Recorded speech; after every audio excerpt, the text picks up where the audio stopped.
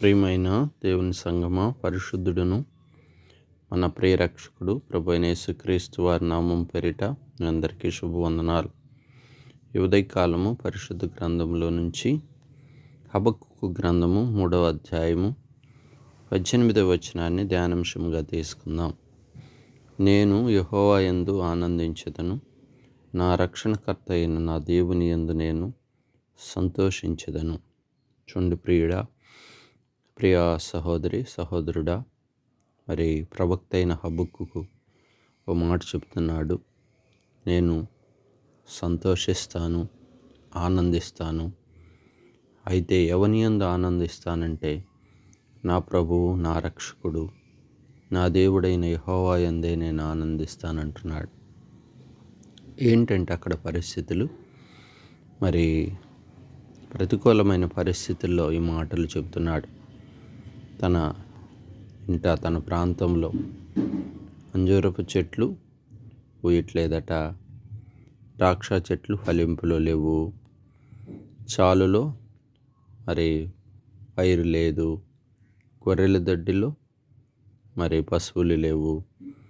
అంటే దేవుని వాక్య లేఖనాల్లో భక్తుడు ఉన్నటువంటి కాలంలో మరి ఒక రకంగా చెప్పాలంటే కరువు కాలం అని చెప్పొచ్చు. ప్రతికూలమైన పరిస్థితి, ఆహారం కూడా దొరకట్లేదు, పంటలు లేవు, మరి పశువుల సంపద దెబ్బతింది. మరి అనేక విధాలైన పరిస్థితుల గుండా కూడా తను ప్రయాణం చేస్తున్నప్పుడు తన దేవుణ్ణి జ్ఞాపకం చేసుకొని తన దేవుని సన్నిధిలో ఇలాగ చెప్తున్నాడు. నా బలము యెహోవాయే, నా కాళ్ళను ఆయన లేడి కాళ్ళగా చేస్తాడు, నన్ను ఉన్నత స్థలముల్లో నిలువబెడతాడు ఆయనే. నాకు ఇక భయం లేదు. నాకు వచ్చిన ఈ శ్రమలను బట్టి, శోధనలను బట్టి, నాకు వచ్చిన ఇరుకును బట్టి నేను భయపడను. ఎందుకంటే నా దేవుడు బలవంతుడు, నా దేవుడు శక్తిమంతుడు, ఆయన యందే నేను ఆనందిస్తానంటున్నాడు.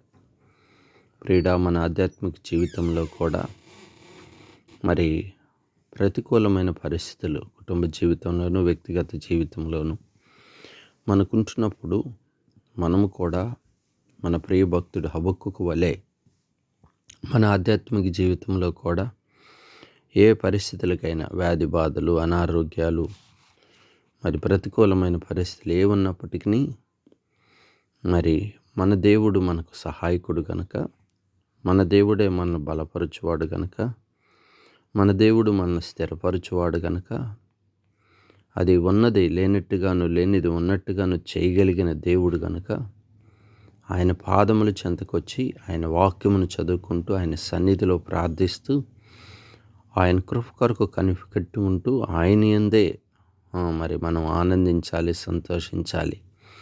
వచ్చిన శ్రమలను బట్టి, శోధనలను బట్టి, ఇరుకులను బట్టి ప్రభువుకు దూరముగాను, దేవుని ఇంటికి దూరముగాను, దేవుని సన్నిధిని పోగొట్టుకునే వారముగాను, మరి ఆయా ఇరుకులను బట్టి శోధనలో ఇరుక్కొనిపోయి సాతాను సంతోషపెట్టే వారముగాను, అపవాదికి చోటిచ్చే వారముగాను మనం ఉండకూడదు. బలహీనత సమయంలోను, లేమిలోను, కొదువులోను, కష్టకాలంలో కూడా మన ప్రభువునే మనము ఆశ్రయించాలి.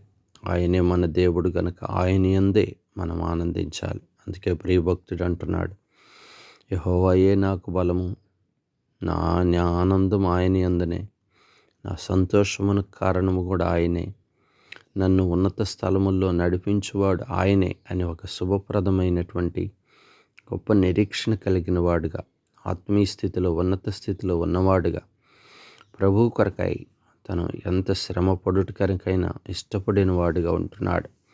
కాబట్టి మన ఆధ్యాత్మిక జీవితంలో ఈ అనుభవాన్ని కలిగి ఉందాం.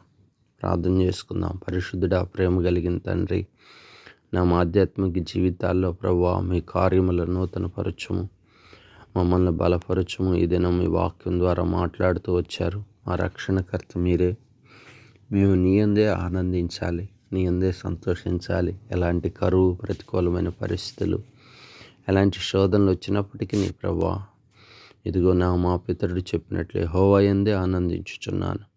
ఆయనే నన్ను ఉన్నత స్థలముల్లో నిలపగలిగిన వాడు, ఆయనే నా బలం అంటున్నాడు.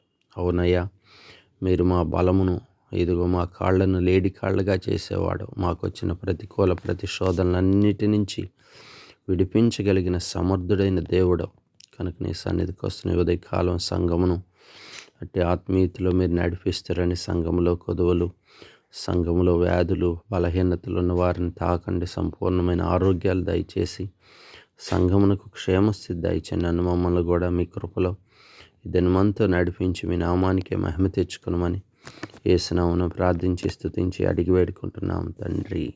ఆమేన్.